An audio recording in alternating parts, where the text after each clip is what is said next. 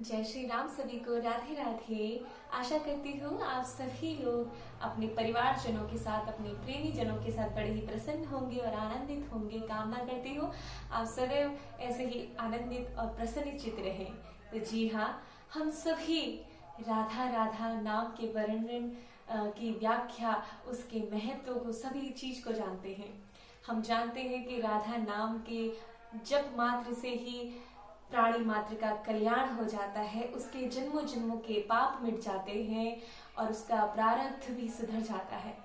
लेकिन आप क्या जानते हैं कि जिस तरह हमें पता है कि राम जी के प्रादुर्भाव का कारण क्या है, कृष्ण जी के प्रादुर्भाव का क्या कारण था, हमारी जो राधा जो है उनको परम सुंदरी कहा जाता है। हमारे पुराणों में वर्णित है कि राधा जी के पगों की सुंदरता ही इतनी थी कि उनके मुख पर तो आप छोड़ दीजिए कि मतलब उनके मुख की लालिमा और उनकी सुंदरता का तो वर्णन ही नहीं किया जा सकता, लेकिन उनके पग ही इतने सुंदर थे कि एक जो प्राणी होता है वो मोहित हो बैठे।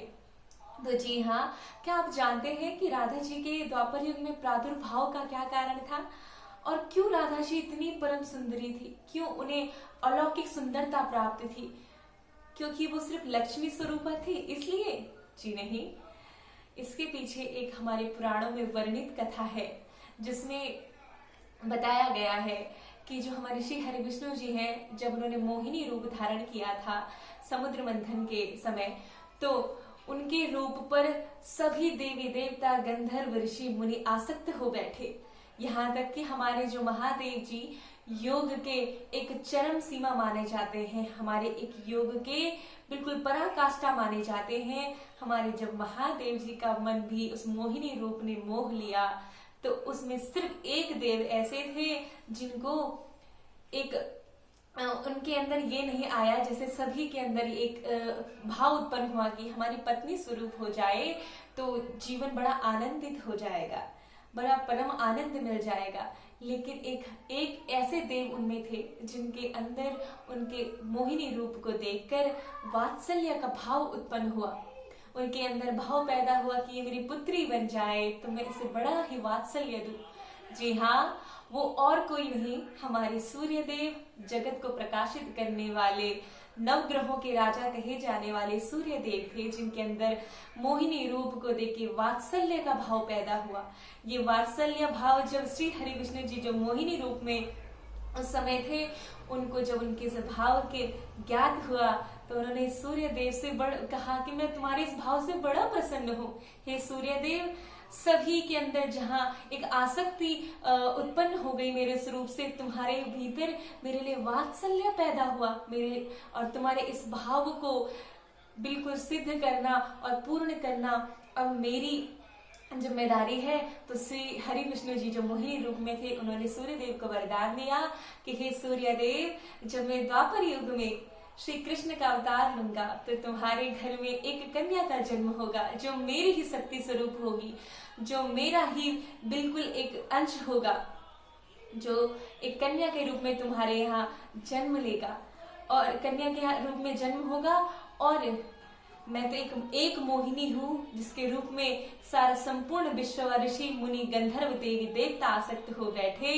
लेकिन उस कन्या का रूप ऐसा होगा कि असंख्य करोड़ों अरबों खरबों मोहिनियों से जीव युक्त होगा, जिस पर हर कोई वैरागी, सन्यासी, ऋषि मुनि भी अपना उस पर आसक्त हो जाए, मोहित हो जाए। ऐसे रूप वाली कन्या तुम्हारे घर में उत्पन्न होगी और राधा के नाम से विख्यात होगी। तो जो हमारी राधा जी लाडली जी हैं, वो राधा के नाम से बरसाने में उत्पन्न हुई थी। सूर्य देव के अवतार में उनके जो पिता थे, और सूर्य देव को इस तरह वात्सल्य जो उनके भीतर भाव पैदा हुआ था मोहिनी रूप को देके, उन्होंने उसका निर्वाह किया और उनको खूब वात्सल्य के साथ उनकी सेवा करी। तो जी हाँ, कुछ इस तरह राधा जी उत्पन्न हुई थी, जिसकी कथा पुराणों में इस तरह कही गई है। वो हमारे परम आनंद प्रभु का ही रूप है। इसीलिए कहते हैं कि बांके बिहारी जी और राधा में कोई अंतर ही नहीं है। अंतर कैसे हो सकता है? जी हाँ, जब वो एक ही है तो अंतर का तो कोई अर्थ ही नहीं रह जाता। तो वो इतनी सुंदर है कि हम उनकी कभी कल्पना भी नहीं कर सकते हैं। मैं बड़ी भावुक हो जाती हूँ जब मैं उनकी ऐसे रूपों का वर्णन करती हूँ, क्योंकि ईश्वर बड़े ही दयालु हैं। अब देखिए, वात्सल्य रूप सूर्यदेव के अंदर प्रकट हुआ, उन्होंने कितनी बड़ी उपलब्धि उन्हें जीवन में दे दी। जिनकी राधा स्वरूपा इतनी आध्यात्मिक की उन्नति कराने वाला जिनका नाम है, उनके घर में उत्पन्न हो गई, उनको उनके इच्छा पूर्ण की, तो हमारे प्रभु बड़े दयालु है।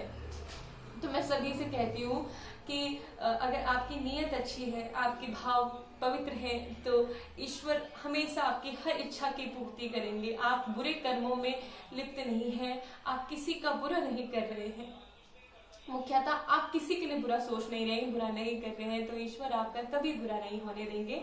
और इसी तरह आप राधा नाम की महिमा का जाप करते रहिए और अपने आध्यात्म को उस चरम सीमा तक ले जाइए जहां आपको उस ईश्वर की परमानंद की प्राप्ति हो। इसी के साथ राधे राधे, जय श्री राम। आप सभी का दिन बड़ा ही शुभ और मंगल साबित हो। और इसी तरह ऐसी कथाएं जो ज्यादातर प्रचारित प्रसारित नहीं की गई है, इन कथाओं को से जुड़ने के लिए आप मेरे चैनल को सब्सक्राइब करें, लाइक करें और कमेंट करके जरूर बताएं कि आपको ये ऐसी कथाएं और आध्यात्म की ओर ले जाने वाली जो